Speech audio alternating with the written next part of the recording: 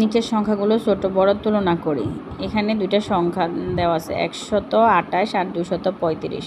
তাহলে কোনটা ছোট কোনটা বড় আমরা কিভাবে নির্ণয় করব, এটা একটা সিস্টেম আছে। যেমন আমরা 5টা হচ্ছে একক, 3 দশক 2 শতক, এখানে শতকের ঘরে হচ্ছে 2, আর 8 একক 2 দশক 1 শতক, এখানে শতকের ঘরে হচ্ছে 1।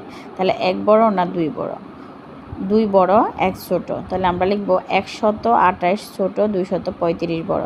আমরা একক দশক শতক দিয়ে নির্ণয় করব বড় ছোট।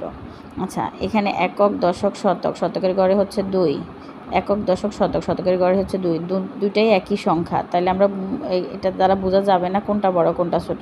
তাহলে যখন বুঝবো না আমরা শতকের ঘর দিয়ে, তখন দশকের ঘর নির্ণয় করব।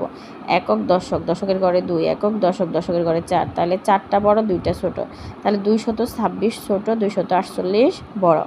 এভাবে আমরা সবগুলা সংখ্যা নির্ণয় করে ফেলবো। এখানে 469 ছোট, 496 বড়, 594 ছোট, 692 বড়, 858 ছোট, 872 বড়, 998 ছোট, 1000 বড়।